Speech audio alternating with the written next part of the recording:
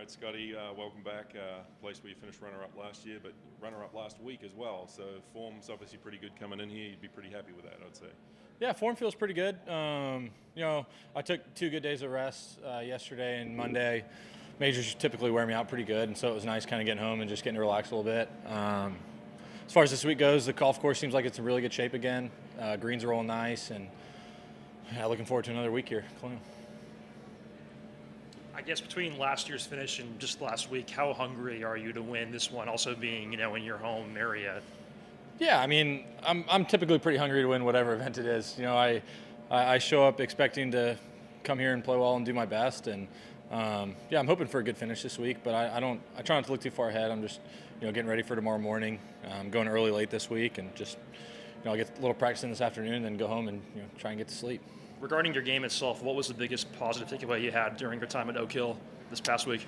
Yeah, I felt like the Byron, I didn't swing it as well as I would have hoped to, and I started getting more comfortable with my swing, and then I really started feeling the ball kind of come off my putter really nice, and I felt like I struggled for a few tournaments there in a row with the putter, which was a bit frustrating.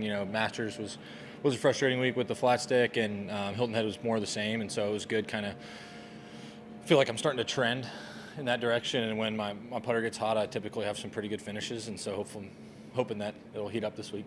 One more, a big story this past week and now this week too is Michael Block, obviously. What are your thoughts on just what he's been able to do and just what it means for growing the game, having a PGA Pro, have that performance now playing in this event and the RBC coming up too?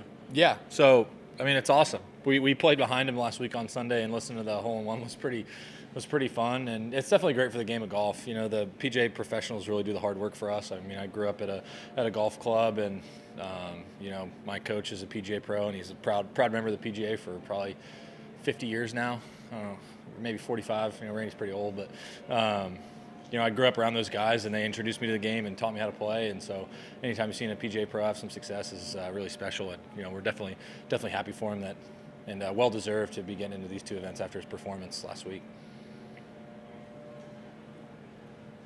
How does it feel to be the world's #1 and back at your hometown course? I don't really think much about rankings and stuff like that. It's nice being back here at home and being able to play an event.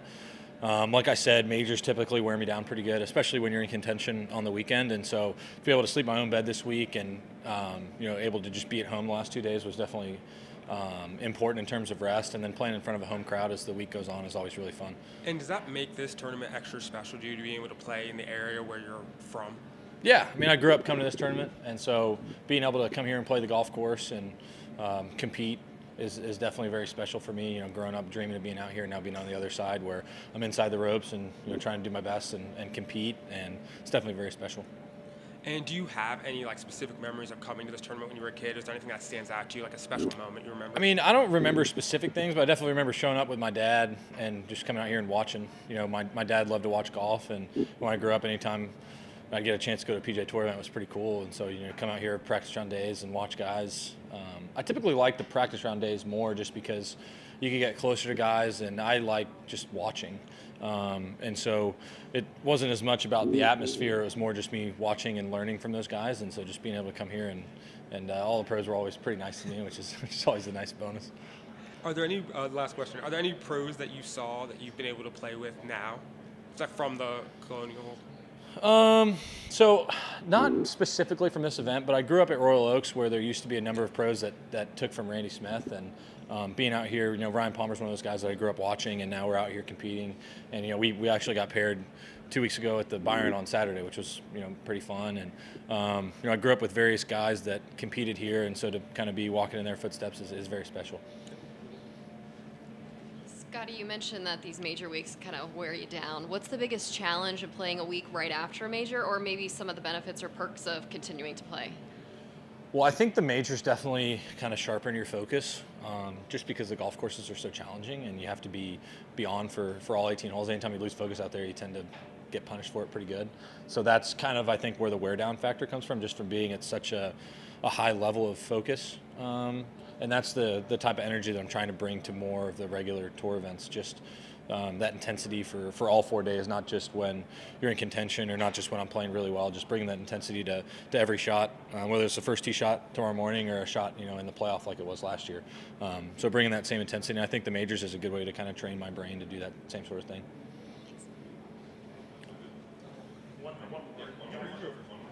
So this is the last year of this format before they do the big redo with Gil Hanse here at this course. Have you been looped in much about the changes that are coming to Colonial in the years to come, or? No. No. I know a lot of guys love the golf course the way it is right now, so I'm interested to see the changes that they make. I mean, this is one of guys' favorite stops on tour, and so I'm interested to see what it's like. I hope it doesn't change too much because they got a pretty special place here. But Gil Hanse is a very talented golf course redesigner and restorer. I don't know what he calls himself these days. Is it restorer or designer? What? Either or. Either or. Okay, good. And so I'm sure he'll do a good job. And what does it say about Texas golf and the success that Texas golf has had, that the two favorites in this tournament are both from Texas, and that you both have had so much success in the PGA Tour over the last decade? Yeah, well, if you're going to look for the last decade, you're probably going to look at all of Jordan's results. I've only been here for a few years, but yeah, Jordan, he was another guy that I looked up to growing up. He was always a few years ahead of me, and he was just crushing it from a young age, and so he was always a guy that I looked up to and was able to kind of bounce things off of when I was thinking about turning pro, when I turned pro. He's always been a guy that's given me great advice, and he's such a talented player. And I think growing up here in Texas, you learn how to play all different kinds of shots. I feel like Jordan and I are pretty similar in where we like to play shots. We're not really I would say that neither of us really have perfect golf swings, to say the least. And so, he's just another guy that I've learned from. And like I said, growing up here, you learn how to play just all different kinds of shots and learn how to play the game versus trying to, play golf swing. Thank you. Appreciate it.